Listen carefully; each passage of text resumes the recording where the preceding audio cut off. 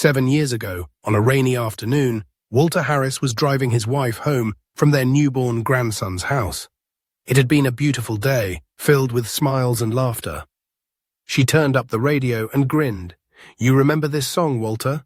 He chuckled. "Of course, that's our song." But in the blink of an eye, everything changed.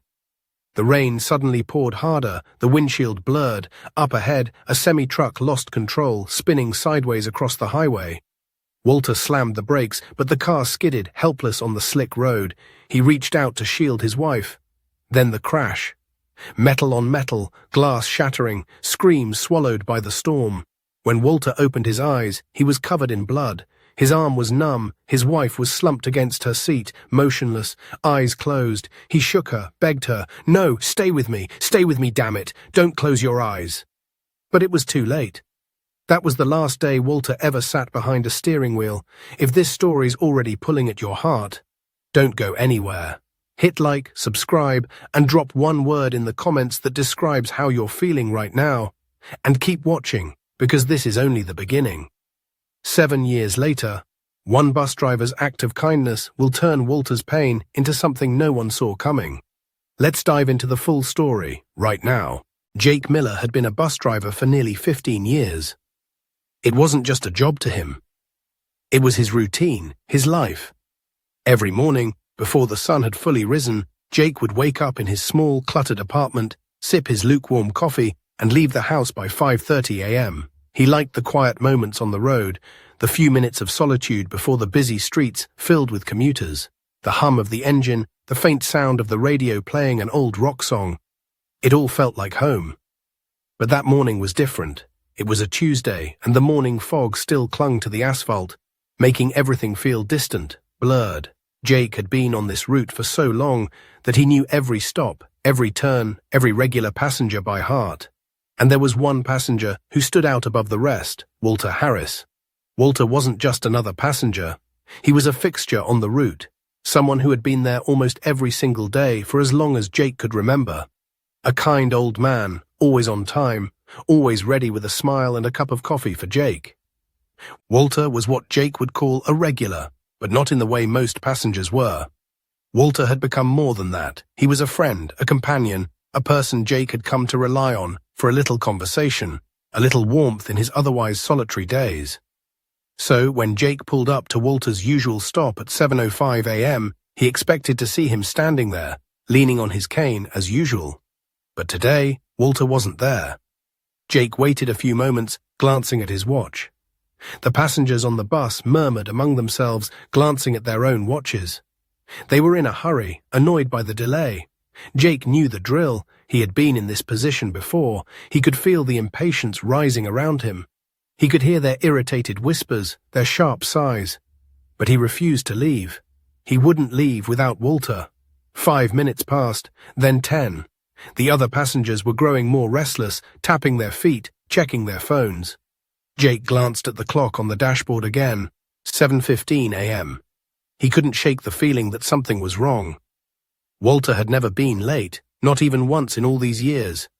Jake had picked him up at the same time, on the same street, for over a decade. There was no way he would just not show up. Not Walter. And then, at 7:20 a.m., Jake saw him. Walter walking briskly toward the bus, his cane tapping the ground with each step. He was panting, his face flushed with exertion. "Walter," Jake called out, a mix of relief and frustration in his voice. "What happened? You're late." Walter waved him off, a sheepish smile on his face. "Sorry, Jake. Had a bit of a rough start today. My chest was tight. Thought I might need a minute." Jake's brow furrowed. "Are you okay?" "I'm fine, just a little something," Walter said, brushing it off with a grin. "I'm sure it'll pass. No need to worry." Jake nodded, but didn't fully buy it. There was something about Walter's tone, something Jake couldn't quite place. Still, he didn't press the issue. Walter was a tough guy, always had been.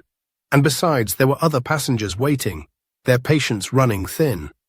Jake started to drive off, but before he could, one of the regular passengers, a young man who always seemed to be in a rush, stood up from his seat and walked up to the front of the bus. "Hey man, we've been waiting. What's the hold-up?" Jake glanced at the man, his annoyance rising. but before he could respond, another voice joined in. "Yeah, we're going to be late for work." Jake gripped the steering wheel tighter, feeling the familiar tension in his chest. He knew that some of the passengers didn't understand. They didn't know Walter. They didn't know how important it was to wait for him. But Jake couldn't help it. He wasn't going to leave without Walter, not after all these years. All right, let's go," Jake muttered under his breath, his voice barely audible over the hum of the bus. But as soon as he started to pull away, a woman in the back of the bus stood up and pointed. "That's not fair. You're holding us up because of one person? You're just going to ignore the rest of us." The voices started to rise, the complaints flooding in from every direction. Jake gritted his teeth, but he kept the bus moving forward. He glanced in the rearview mirror and saw Walter sitting in his usual spot, smiling at Jake with that warm, understanding look that Jake had come to rely on. But then the phone rang. It was Mr. Phillips, Jake's boss. "Jake!" Mr. Phillips' voice came through, cold and stern. "I've gotten several complaints. Passengers are upset. You've delayed the bus by 15 minutes, and now people are late for work. I need you to report to the office immediately." Jake's heart sank. He had been warned before about delays, about keeping the schedule. But this time, it felt different. It wasn't just a minor slip-up. It wasn't just about keeping the bus on time. It was about Walter. And now it seemed like his loyalty had cost him everything. He arrived at the office to face his fate. Mr. Phillips didn't mince words. "Jake, I've got no choice," Mr. Phillips said, his voice flat. "You violated company policy by holding up the bus for someone who didn't even show up on time. We can't have this. You're fired, effective immediately." Jake's chest tightened. "What? But—" "No buts, Jake," Mr. Phillips cut him off. "You know the rules. You can't make exceptions. Now clean out your locker and go." The days that followed Jake's firing were the hardest he had ever faced. He had never been one to sit idle for long. Before this mess, he'd worked tirelessly, driven by the need to make ends meet and prove his worth. But now, after losing his job, that drive had shifted to finding anything that would help him rebuild. He knew that this wouldn't just be about finding a job. It was about finding his place again. Somewhere, anywhere. Jake's routine had changed. Every morning, he would get up early, the way he used to for his bus route. But now, instead of catching the 5:30 a.m. bus to work, he was scrolling through job listings online, applying to anything he could find. Delivery jobs, warehouse positions, anything in logistics, he had to make ends meet. But no matter how many jobs he applied for, the outcome was always the same. "Thank you for your application. Unfortunately, we have decided to proceed with another candidate." At first, the emails weren't as personal. Just a quick sentence, a polite thanks, and the harsh finality of rejection. But after the 10th rejection, after the 15th, they started to hurt more. It wasn't just a matter of being turned down, it was a matter of who Jake had become, the fired guy. The one who broke protocol, the one who had been let go because he tried to do the right thing. Jake's inbox was full of those rejections, each email like a slap in the face. He could feel his resolve cracking, the weight of failure starting to settle into his chest. The walls were closing in. It wasn't just the emails that bothered him, it was the phone calls. The ones where they told him outright that his previous employment history was a problem. The last phone call he'd received just the day before had been the hardest. The woman on the other end of the line was polite, but her words were firm. "We appreciate your interest in the position, Mr. Miller, but given your recent termination from your last job, we are unable to move forward with your application." Jake had barely been able to speak after that. "I understand," was all he managed, his voice barely a whisper. The silence that followed was deafening. It was the kind of silence that had been filling his life for days, making him feel more and more like an outsider in his own world. The world had moved on, but Jake hadn't caught up with it. And it felt like he never would. But Jake wasn't going to give up. Even after the endless rejections, even after the sting of hearing no so many times, Jake refused to let it break him completely. He'd worked too hard, come too far to just give in. But the weight of his past, that one bad decision, the one where he had waited for Walter, was following him everywhere. He took a deep breath, opened his laptop, and started applying again. This time, he didn't care what it was. If it was a delivery job, fine. If it was working in a warehouse, he'd do it. He just had to get his foot back in the door. His phone buzzed again. Another email. Another rejection. This one was from a local delivery company he'd applied to just that morning. He clicked it open, expecting the same impersonal response, the same polite, "Thank you but no thanks." But this one was different. The subject line read, "We'd like to schedule an interview with you, Mr. Miller." Jake's heart skipped a beat. He stared at the screen, disbelief washing over him. An interview? After everything, he hadn't expected anyone to even consider him. He clicked the email, scanning the words quickly. The company wanted to meet him for an interview that afternoon. It wasn't much, but it was a chance. The interview wasn't what Jake expected. He arrived at the office, a small storefront in the middle of town. The building was simple, but there was a certain professionalism about it. The kind of place where people had to get things done. He walked in, greeted by a man who introduced himself as Mr. Coleman, the company's operations manager. The interview was quick, the questions standard. Jake answered as best he could, trying not to let the nervousness creep into his voice. Mr. Coleman didn't seem overly interested in Jake's past job history. Instead, he focused on his work ethic, his ability to follow instructions, and how quickly he could get up to speed. At the end of the interview, Mr. Coleman shook Jake's hand and said, "We'll be in touch. We'll let you know by the end of the week." But Jake didn't feel relieved. He felt empty, like he was going through the motions. The excitement of getting an interview had faded quickly. All he could think about was how his past had been weighing him down. He wasn't sure if he could escape that shadow. A couple of days later, Jake got the call. This time, it wasn't a rejection. It was an offer. But it wasn't the job he had imagined. It was a warehouse job, one of the many he had applied for in desperation. The pay wasn't great, but it was something, and it was a start. Jake had no choice but to take it. Anything was better than nothing. And so, with a heavy heart, he accepted. He could feel himself drifting further from the man he used to be. The man who drove a bus and helped others. But maybe, just maybe, this job would lead him to something better. He had to believe that. That night, as Jake lay in bed staring at the ceiling, his phone buzzed once more. This time, it was a text message from Walter's son, Daniel Harris. "Hey Jake, I know things are tough right now, but we've been talking. Walter says you're a good man. We're here for you. If you need anything, don't hesitate to reach out." Jake stared at the message for a long time, his heart warming just a little. It wasn't much, but it was enough. Maybe he wasn't as alone as he felt. It was Sunday morning. Jake sat in his tiny kitchen, the kind with peeling linoleum floors and a wobbly-legged table that creaked every time he leaned on it. He hadn't had a proper breakfast in 3 days. A half-eaten bagel sat cold on his plate. He didn't touch it. What was the point? Every job application he sent out came back with the same answer: no. His phone buzzed on the table. Not an interview, not a callback, just a news update and a weather alert. The last company he'd interviewed with had ghosted him completely. Jake stared at the screen like it might give him some hidden answer, but all he saw was silence. He hadn't spoken to Walter since the day on the bus, not because he didn't want to, but what could he say? That he'd lost his job, that trying to be decent had cost him everything. Just then a low rumble interrupted his spiral. It wasn't thunder. Jake frowned and stood up, walking to the window.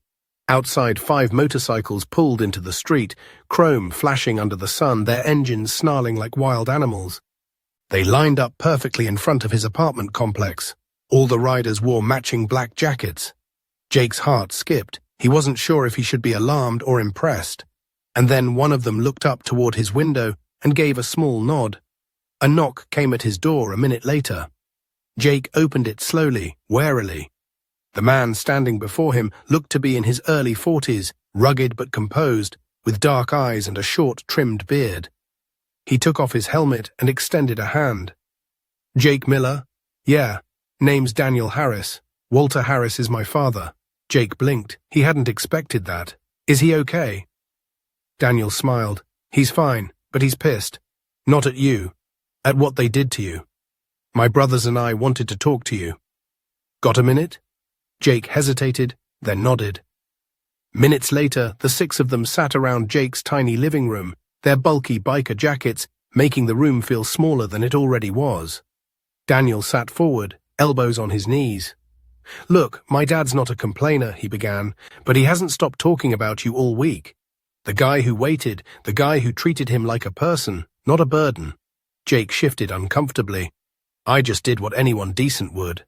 "Yeah, well, you would be surprised how rare that is," Daniel said. Another one of the brothers, tall with sandy hair, chimed in. "We grew up watching our dad get ignored, treated like he didn't matter.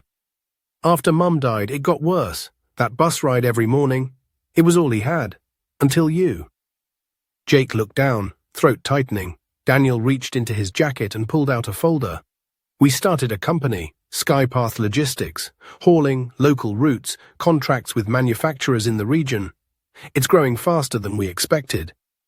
We need someone we can trust to help run operations, someone who knows the road, who understands reliability and loyalty." He slid the folder toward Jake. Inside was a job offer. "We want you." Jake stared at it. "But why me? I mean, I got fired. My record says you're someone who stands by people," Daniel said firmly. "That's the kind of man I want leading my crew." Jake opened the folder with shaking hands. It wasn't a pity offer. The salary was fair. The position was real. It was an actual chance. "You don't have to answer now," Daniel added. "Take a day. Think about it. But just know this, you made a difference in my father's life. We don't forget people like that." As the motorcycles pulled away, Jake stood on the curb, folder in hand, heart pounding in disbelief. He had waited 15 minutes for a man who mattered, and now it was his life that was about to change forever. Jake started his first official day at Skypath Logistics 1 week after the bikers showed up at his door. He didn't sleep much the night before, part nerves, part disbelief. Part of him was still waiting for the rug to be pulled out from under his feet, that this offer, like everything else lately, would vanish. But it didn't. It was real. And he was here. The company office was located in a repurposed brick warehouse on the edge of town. Inside, it felt alive, a constant thrum of forklifts, coffee machines, and conversations about incoming orders. There was grit in the air, but also a warmth.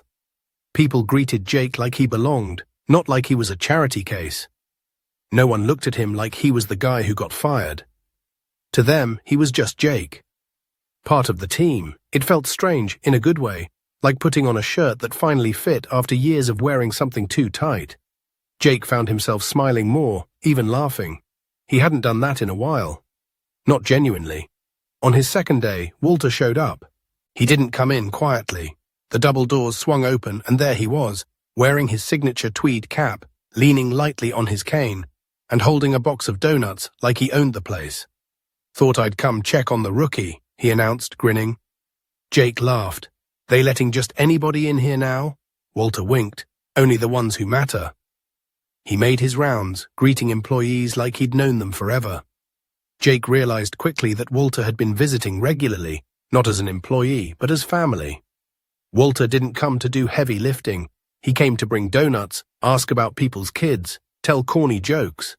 He became a fixture in the break room, often found leaning against the counter with a half-full coffee cup telling stories that had everyone chuckling. At first, Jake didn't know what to make of it. Walter had a family. He had sons, a new granddaughter, a whole life. So why keep coming here, day after day? It wasn't until a quiet Wednesday morning that Jake finally asked.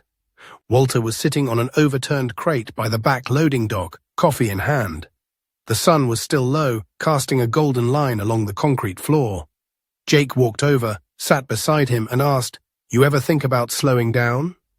Walter smirked. "Slowing down is just a different kind of dying." Jake chuckled. "You've got a family, a full house. You don't have to be here every day, pretending to work." Walter nodded slowly. "True, but this place has something I don't get anywhere else." He looked at Jake. "You." Jake blinked. "Don't get me wrong," Walter continued. "My sons are good men. They take care of me. But sometimes you just need someone who listens. Someone who doesn't look at you like a fragile old man. That's what I get here. That's what you gave me on that bus, morning after morning." Jake swallowed hard. "I didn't do much." Walter smiled. "You did more than you know. They sat in silence for a few minutes, comfortable. No need to fill the space. Later that day, Jake found a small handwritten note taped to his locker. "You didn't save my seat that day. You saved me. W." Jake read it 3 times. Skypath was just a job on paper. But it had become something more. A second chance, a soft place to land after the fall, a place that felt like family, not because they had to be there for each other, but because they chose to be. Over the next few weeks, Jake grew into his role. He began overseeing dispatch schedules, managing driver routes, and troubleshooting hiccups in deliveries. He didn't just drive anymore, he helped make the system work. Daniel and his brothers trusted him, gave him responsibility, and most importantly, gave him space to grow. They never brought up his past, never dangled it like a shadow over his head. Jake appreciated that more than words could express. Every Friday, Walter would organize what he called morale hour in the break room, a half hour where no one was allowed to talk shop. Just coffee, donuts, and some old story from Walter's younger days. Sometimes it was a tale about his early years working as a mechanic. Other times, it was about how he met his late wife. Jake noticed how the younger employees began to stick around more, even linger after their shift, just to hear Walter talk. It was unspoken, but everyone knew. Walter wasn't just Daniel's dad, he was everyone's unofficial granddad. Jake still kept Walter company when he could. They'd eat lunch outside when the weather was good, share bits of their day. Sometimes they didn't talk at all. Sometimes just being near each other was enough. One afternoon, Jake found himself alone in the garage, organizing shipment receipts, when Daniel walked in. "You doing okay?" Daniel asked casually, grabbing a water bottle from the fridge. Jake nodded. "Yeah, better than I have in a long time." Daniel leaned against the workbench. "I just want you to know, we meant what we said. You're not here out of pity. You're here because you earned it. My dad saw something in you. We all do." Jake met his eyes. "Thanks for saying that. I still have a lot to prove." Daniel smiled. "Maybe, but you're doing it." After he left, Jake looked around the room. It was cluttered, noisy, far from glamorous. But it was his. For the first time in what felt like forever, he didn't feel like an outsider waiting for the world to tell him he wasn't enough. That evening, as he walked past the break room, he saw Walter sitting alone, sipping his coffee. Jake hesitated, then stepped inside. Walter looked up and smiled. "Hey, kid. You heading out?" "Yeah," Jake said, then paused. "You want a ride home?" Walter grinned. "Nah, I'll take the long way. Gives me time to think." Jake nodded, but before he turned to go, he added, "Glad you're here. I mean that." Walter's smile deepened. "Me too, son. Me too." And in that moment, the warehouse didn't feel like work. It felt like home. Jake was unloading boxes from the back of a Skypath truck when Daniel's voice cut through the noise of the warehouse. "Jake, you might want to come check this out."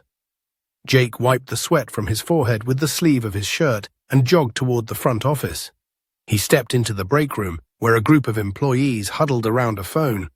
At the center stood Walter, arms folded, eyes sharp with the kind of pride only a father, or something close to it, could wear. On the phone screen played a video. Not flashy, just a slideshow of grainy security footage and voiceovers. But the title punched harder than any production value ever could. "Bus driver fired for holding up elderly man, the truth they didn't want you to know." Jake froze. The narrator's voice was calm, measured. "This is Jake Miller, a former public bus driver. He was fired for waiting 15 minutes for an elderly passenger, something his employers claimed violated company policy." What they didn't mention was the man he waited for. Images of Walter appeared, still shots of him boarding the bus, smiling as he handed Jake a coffee. The timestamp flashing in the corner. Jake's chest tightened. Then came the interview clips. Walter, sitting on a porch with an oxygen tank nearby, telling the story in his own words. "I was late that day because I had chest pain. I lost my wife in a car accident 7 years ago, and every morning I ride that bus to visit her grave. Jake waited for me. No one ever waited for me before." His voice cracked. "He didn't just hold up a bus. He held me together." Jake had to sit down. The video cut to footage of angry passengers on the day of the incident, yelling, filming, complaining. Then a woman's voice, one of the commuters, now filmed in her kitchen. We were all so quick to judge. I didn't know. I feel terrible. Another clip. Daniel Harris. We offered Jake a job at our company, Skypath Logistics, because people like him are rare. He chose decency over protocol. We stand by that. The video ended with a simple message on a black screen. Decency shouldn't cost you everything. The room was silent. Walter looked over at Jake, a proud smile creeping across his face. Told you someone would notice. Jake shook his head. Who made this? Some Tuttaka, Daniel said, handing him the phone. Goes by the name @TruthTellerJen, has over 2 million followers. She picked up the story after someone leaked the footage. Jake's hands trembled slightly as he scrolled through the comments. This broke my heart. Jake deserves better. I want to hug that old man. Where can we donate to Jake? @Skypath Logistics just earned my business.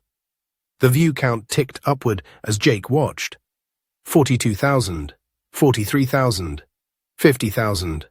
It was going viral. That afternoon, Skypath's main office line didn't stop ringing. Reporters called asking for statements. People wanted to speak with Jake. Some just wanted to say thank you.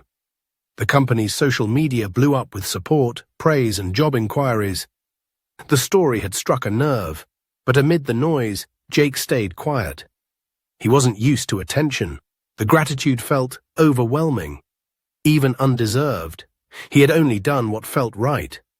That evening, he got a call from an unfamiliar number. He almost didn't pick up, but something nudged him to. Hello? Jake Miller, a woman asked.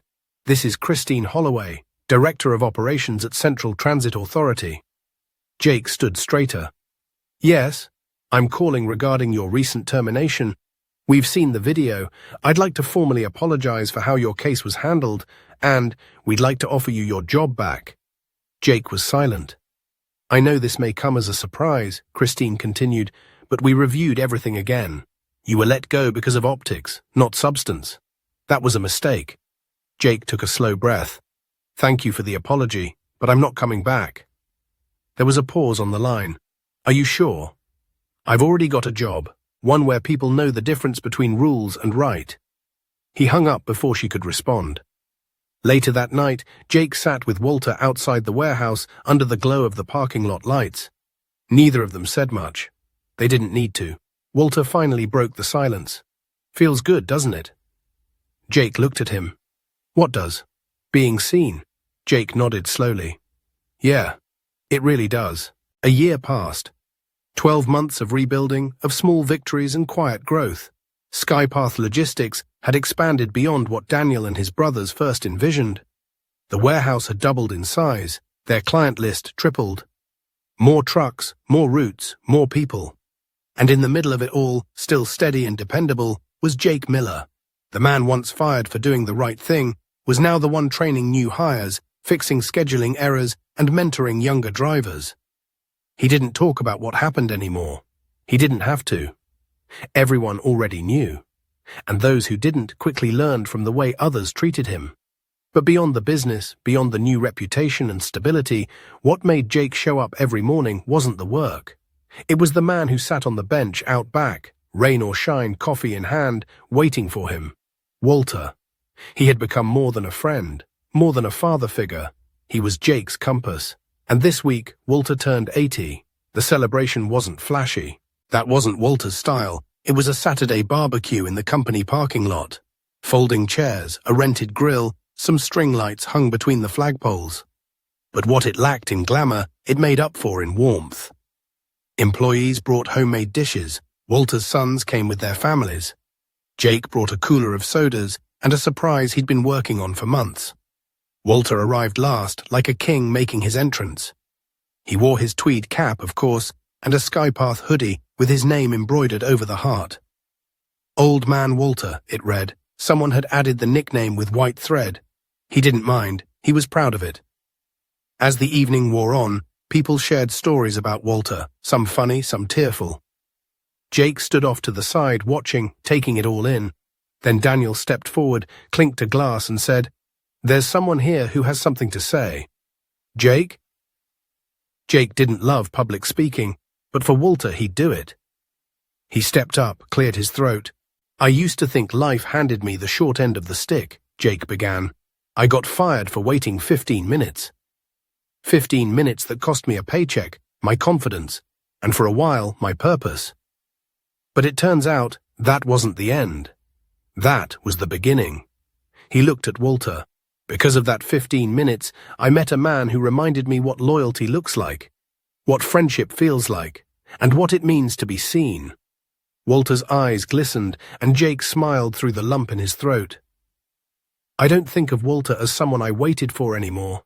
I think of him as someone who showed up for me every day since. And I wouldn't trade that for any job in the world. Applause, some cheers, a few teary eyes. Jake walked back to Walter, who reached out and squeezed his arm. "Show off," he whispered with a grin. "You love it," Jake shot back. Later that night, when most people had gone home and the lights were being taken down, Jake opened the back of his truck. "Got something for you," he told Walter.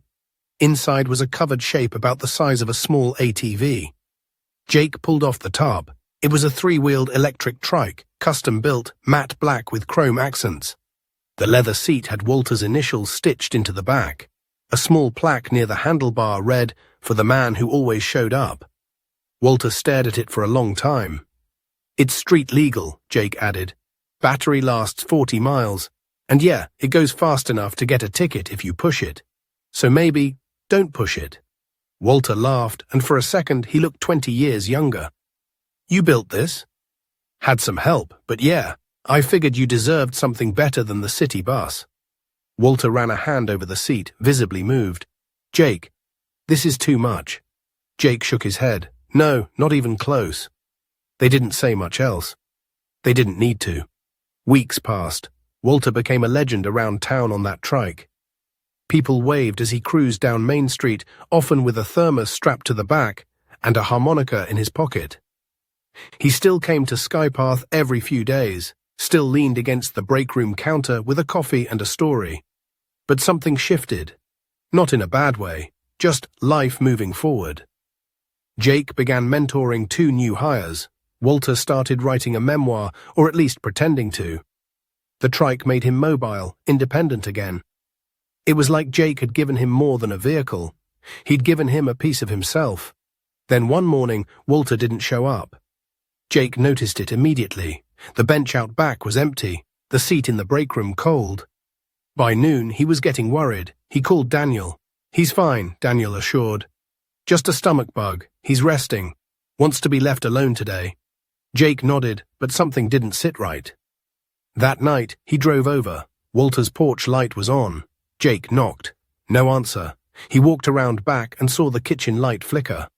Through the window, Walter was sitting at the table, a blanket around his shoulders, staring at an old photo. Jake tapped the glass.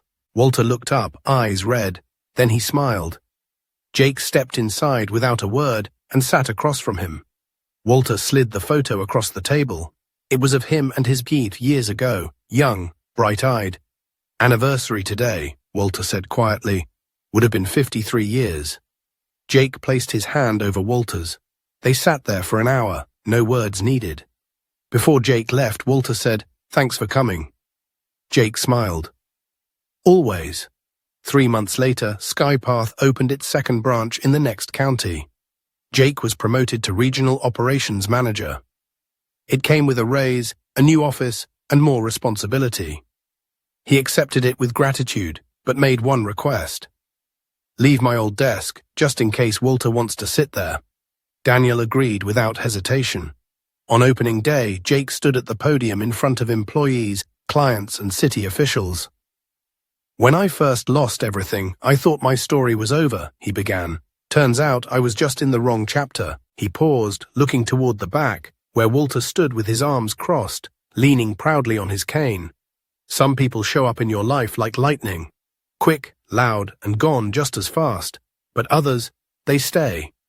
Through the silence, the storms, the rebuild, they stay."